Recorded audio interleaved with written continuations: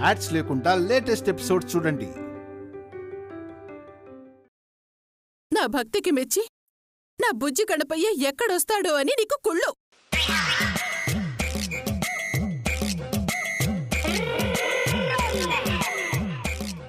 అది దానికి మంచి చేయాలనుకున్నా దాంట్లో కూడా చెడునే చూస్తుంది. ఎందుకమ్మా పోయి పోయి దానికి సాయం చేయాలనుకుంటావు? అత్తయ్య, మీరీ పూజలు పునస్కారాలు చేయటం కాదు, ఎదుటివారు చేసిన మంచిలో కూడా చెడు చూడటం మానేయండి ముందు. అప్పుడు మీరు ఈ పూజలు చేయకపోయినా బాగానే సంతోషంగా ఉంటారు. అందరూ నాకు సలహాలిచ్చేవాళ్లే. ఉండవే ఉండు, నా బుజ్జి గణపయ్య నాకు కనిపించినవ్వు, అప్పుడు చెప్తాను మీ ఒక్కొక్కరి పని.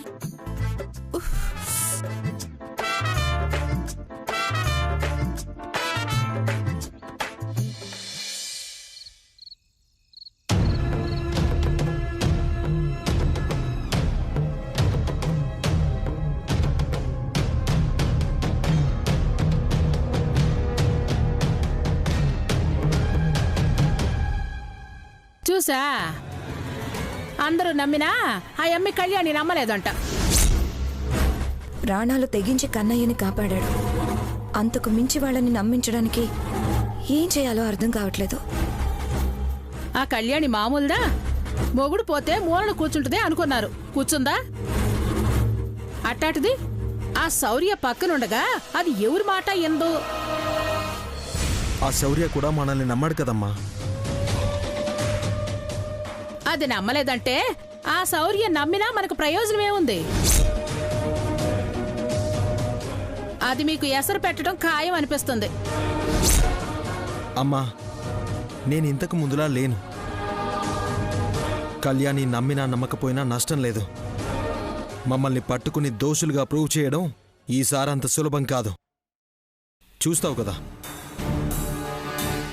అవును, ఆ కళ్యాణికి దొరకడానికి ఈసారి మనం ఎక్కడ ఎలాంటి క్లూలు వదలలేదు కదా. రోజులు బాలేకపోతే తాడే పావే కరుసుద్దని ఎంత తెలివితేటలు చూపించినా దొరకాలి అని రాసుంటే ఖచ్చితంగా దొరుకుతారు. అత్తయ్య, మీరు మాకు సపోర్ట్గా మాట్లాడుతున్నారా లేకపోతే వాళ్ళకి సపోర్ట్ చేస్తున్నారా? మీ మంచి కోరే చెప్తున్నాను. వాడు మళ్ళీ జైలుకు పోయి చెప్పకూడదు తింటా కూర్చుంటే మనం మళ్ళీ వీధిలో పడి తిరగాల్సిందే.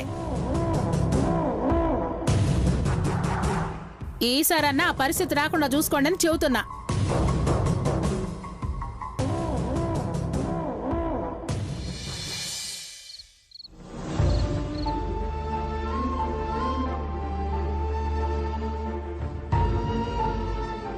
కళ్యాణి, ఏంటమ్మా నువ్వు చేస్తున్న పని? ఆవిడెవరు? నీకత్తయ్యే కదా. అలాంటిది తన చేతిలో హారతి కర్పూరం వెలిగించుకునేలా చేస్తావా? తప్పు కదా. అలా చేయటానికి నాకు బాధగానే ఉందమ్మా, కానీ తప్పలేదు. ఏంటి తప్పలేదు? తన చేతికి ఏదైనా అయ్యుంటే రేపు నువ్వేగా చూసుకోవాలి. తల్లికేమైనా అయిందంటే శౌర్య ఎంత బాధపడతాడు? అవన్నీ ఆలోచించుకోవా? అసలు అలాంటి పని చేయాలన్న ఆలోచన నీకెందుకొచ్చింది? నేను అత్తయ్య చేతిలో కర్పూరం వెలిగించుకునేలా చేసినందుకే నీకింత కోపం వస్తుంది. అసలు అలా ఎందుకు చేశానో తెలిస్తే. ఎందుకు చేశావు? అత్తయ్య ఈ పూజ దేనికోసం చేస్తుందని అనుకుంటున్నావు? తనే చెప్పిందిగా, తన దగ్గరున్న నగలన్నీ రెట్టింపవ్వాలని చేస్తున్నా అని. అదవుతుందో కాదు, తనైతే ఆశపడుతోంది. తన అమాయకత్వాన్ని చూసి జాలిపడాలి కాని నువ్వు కూడా అలా చేస్తే ఎలాగమ్మా? అమ్మా, నీకు అర్థం కానిది అదే. పైకి అందరి దృష్టిలో బంగారం రెట్టింపవ్వాలన్న ఉద్దేశంతో పూజ చేస్తున్నట్టు అత్తయ్య నటిస్తుంది, అంతే. అసలు విషయం ఏంటో తెలుసా? ఈ ఇంట్లో నుంచి నన్ను బయటికి గెంటేయడం.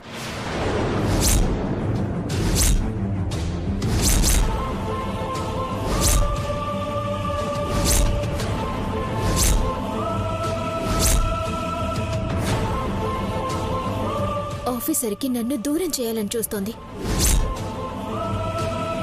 నా మీద కోపంతో అమ్మవారైనా గణపయ్య అయినా ఎవరో ఒకరు ప్రత్యక్షమవ్వాలని కోరుకుంటోంది.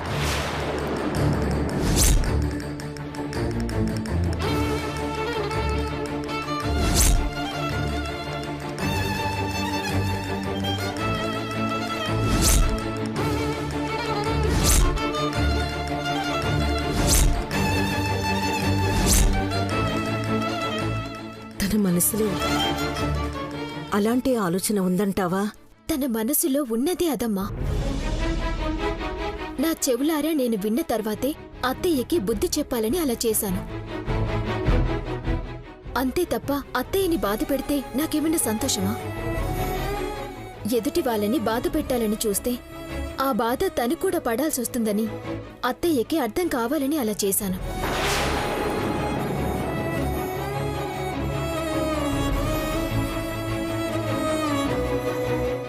సరేనమ్మా, ఇప్పటికే చాలా లేట్ అయింది, భోంచేద్దు గానీరా.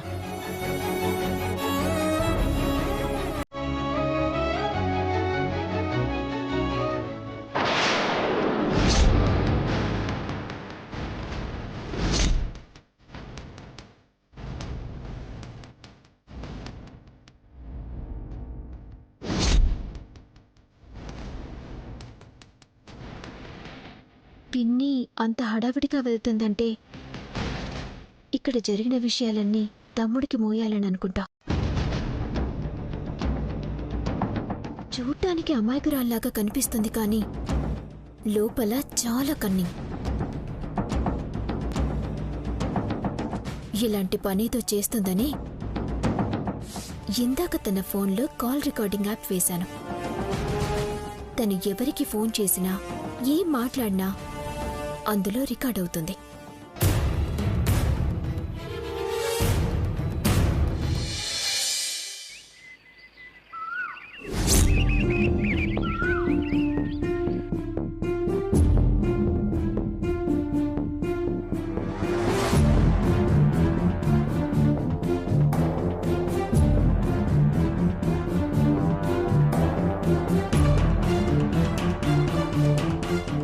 బాజీ, బాజీ, ఏంటమ్మ గారు? నువ్వు నాకొక చిన్న సాయం చేసి పెట్టాలి. చెప్పండమ్మా.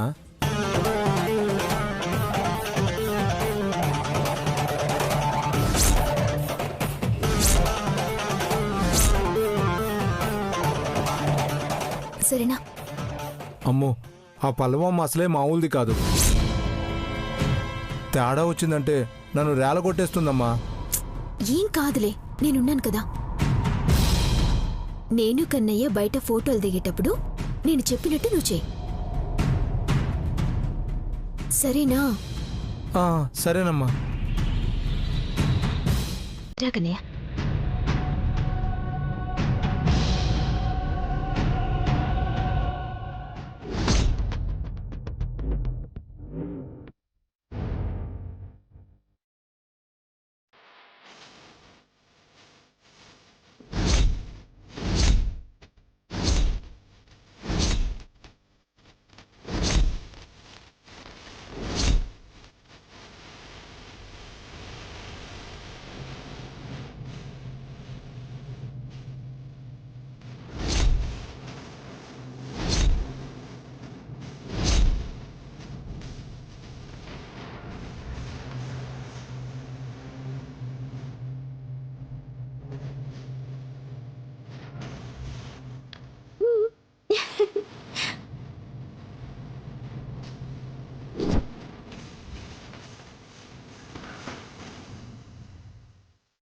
ఏంటి నా గదిలోకి వచ్చావు? నీ గది నా గదని ఏముంది పిన్ని, అంతా మనలే కదా.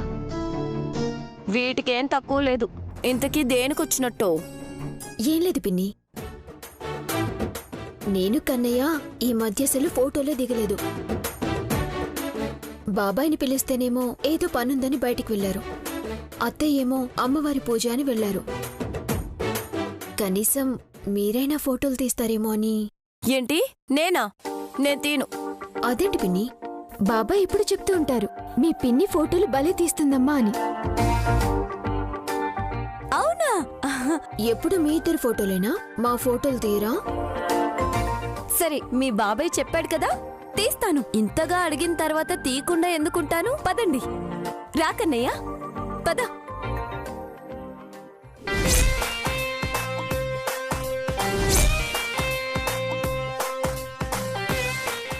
పిన్ని, ఇక్కడ నుంచుంటాం.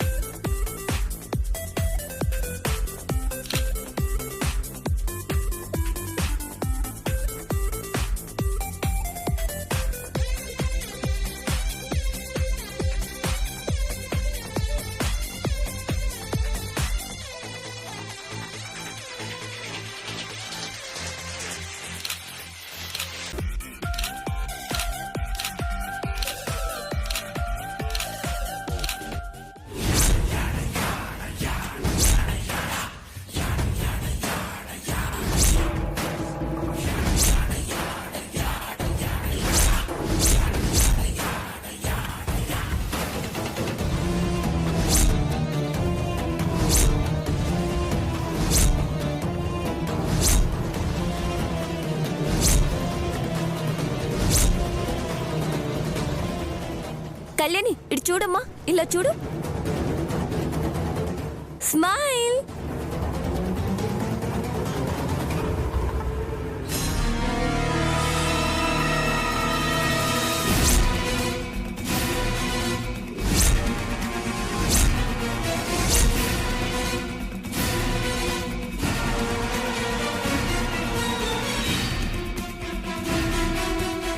అమ్మయ్యారు, పాము పాము. అమ్మ, పాము.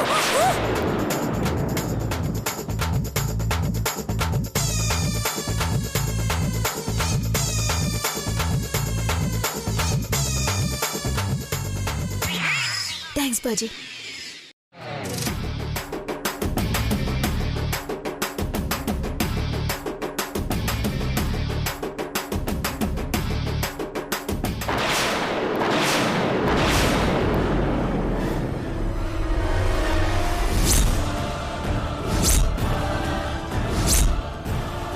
ఏంటి నీ నాటకాలన్నీ దీనికోసమా? నా ఫోన్లో నేనేం మాట్లాడానో, ఎవరితో మాట్లాడానో విన్నానుకా? అసలేమనుకుంటున్నావు నీ గురించి నువ్వు? నీ పెత్తనం నీ ఇంట్లో వాళ్ళ మీద చూపించు, మీ అత్త మీద చూపించు, నా మీద కాదు. అయినా నా ఫోన్ చూడాల్సిన అవసరం నీకే ఉంది, వినాల్సిన అవసరం నీకే ఉంది. ఏమైంది పల్లవి? చూడండి అత్తయ్య, కళ్యాణి నన్ను మోసం చేసి నన్ను కన్నయ్యని ఫోటో తీయమని చెప్పి ఫోటోలు తీస్తుంటే బాజీతో కావాలని పాము పాము అని అర్పించి నన్ను భయపెట్టి తరిమింది. నేను భయంతో ఫోన్ పడేగానే కళ్యాణి ఆ ఫోన్ తీసుకొని చెక్ చేస్తుంది. అంటే ఏంటత్తయ్య, నన్ను అనుమానిస్తుందనేగా అర్థం?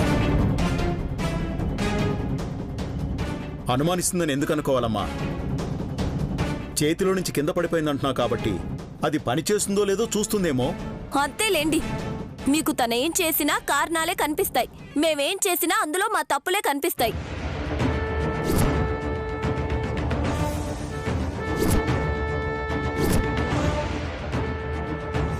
అసలు నా పర్మిషన్ లేకుండా నా ఫోన్ ఓపెన్ చేసి చూడడం ఏంటి?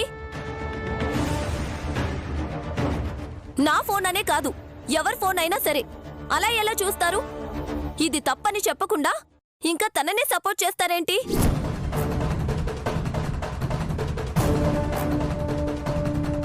అవును పిన్ని, నాకు నీ మీద అనుమానం ఉంది. మీ తమ్ముడితో ఏం మాట్లాడుతున్నావో తెలుసుకుందామని నీ ఫోన్ చూస్తున్నాను.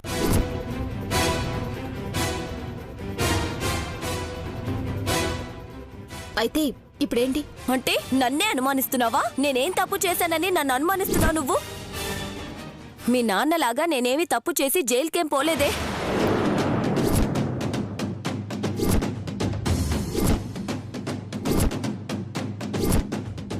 నీలాగా పెళ్ళైన పరాయి మగాణ్ణి నేనేం పెళ్లి చేసుకోలేదే.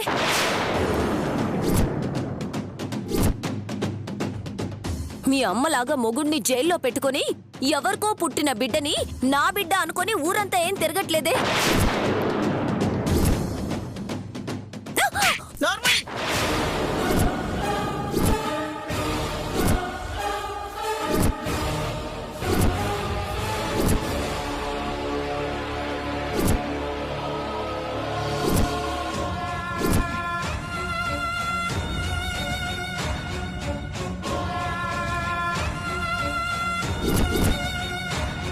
ఏం మాట్లాడుతున్నావే?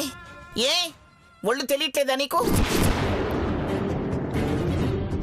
కళ్యాణి నీ ఫోన్ తీసింది అన్నావు, అంతవరకే మాట్లాడు.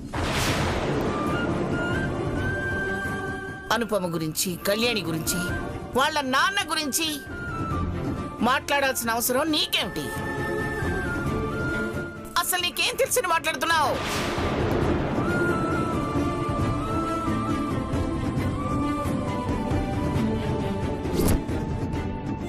ఏంటమ్మా, ప్రతిదానికి మమ్మల్నే మాట్లాడకుండా చేయడం తప్పితే మేం మాట్లాడిన దాంట్లో తప్పే ఉందని ఒక్కసారైనా ఆలోచించావా?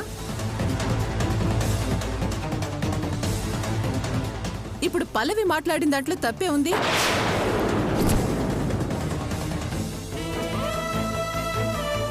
అయినా నా కొడుకేవైనా దీన్ని ఇష్టపడి పెళ్లి చేసుకున్నాడా? ఇది చేసిన పనికి శిక్షగా బలవంతంగా తాళి కట్టాడు.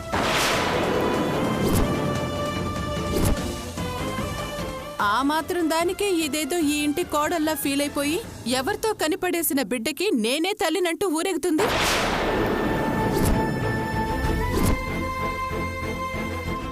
అత్తయ్య, కన్నయ్య గురించి అలా మాట్లాడొద్దు. కన్నది ఎవరైనా పెంచుకుంటుంది నేను. ఆ రక్తం ఆఫీసర్దే. మీ మనవడి గురించి మీరే అలా మాట్లాడతారేంటి? అసలు ఇవన్నీ కాదు. నేను పిన్ని ఫోన్ని చెక్ చేయాలి. నా అనుమానాలు నాకున్నాయి. ఏ అనుమానాలు తీర్చుకుంటావు కళ్యాణి? అసలు నన్ను అనుమానించడానికి నువ్వెవరు? నువ్వు ఖచ్చితంగా సిద్ధుతో మాట్లాడావు. ఆ ఫోన్ కాల్ మీ ఫోన్లో రికార్డ్ అయ్యింది. అది నేను వినాలి. ఫోన్ ఇవ్వు పిన్ని.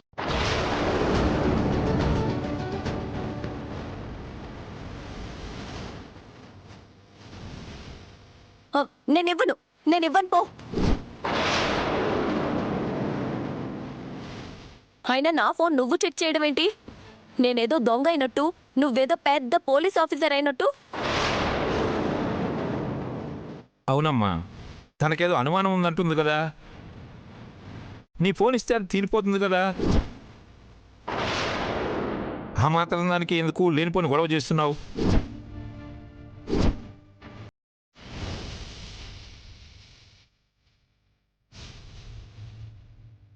నీ వైపు అయితే తప్పు లేనప్పుడు అంత భయం ఎందుకు నీకు? ఫోన్ ఇలా ఇవ్వు.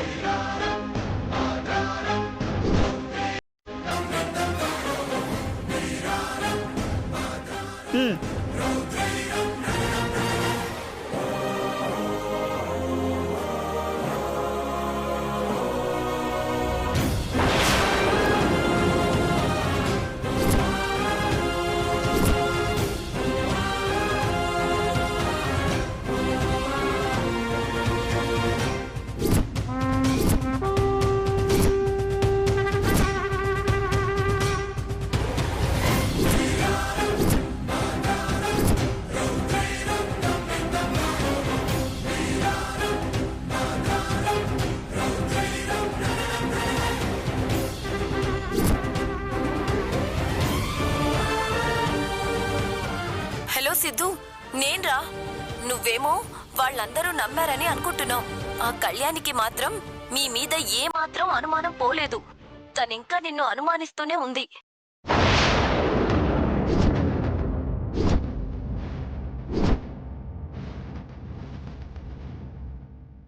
అనుమానించడంలో తప్పేముంది లేక, ఇప్పటికిప్పుడు మేము మారామంటే ఎవరైనా ఎందుకు నమ్ముతారు చెప్పు? మేము చేసిన తప్పులేమన్నా చిన్నవా?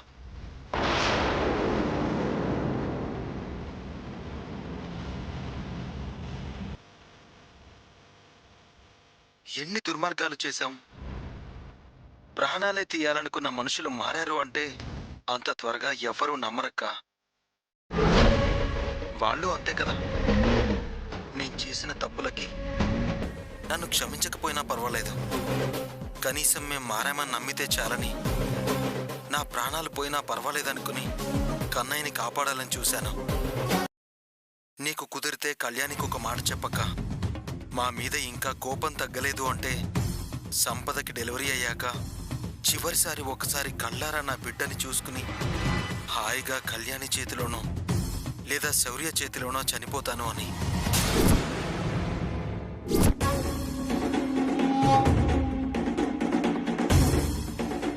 అంతకంటే మేము మారామని నమ్మడానికి నేను చేయగలిగింది ఏమీ లేదక్కా. కడుపుతో ఉన్నవాళ్ళు ఎవరు అబద్ధం చెప్పరు పిన్ని. ఇంత జరిగినా ఇంత చేస్తున్నా ఇంకా మమ్మల్ని నమ్మడం లేదంటే మేమేం చేయాలి చెప్పండి? చివరికి సిద్ధు తన ప్రాణాలే ఇవ్వడానికి సిద్ధపడ్డాడు. చావు బ్రతుకుల మధ్య హాస్పిటల్లో చేరాడు. అయినా కూడా తను నమ్మడం లేదంటే ఏం చెయ్యాలి ఇంకా?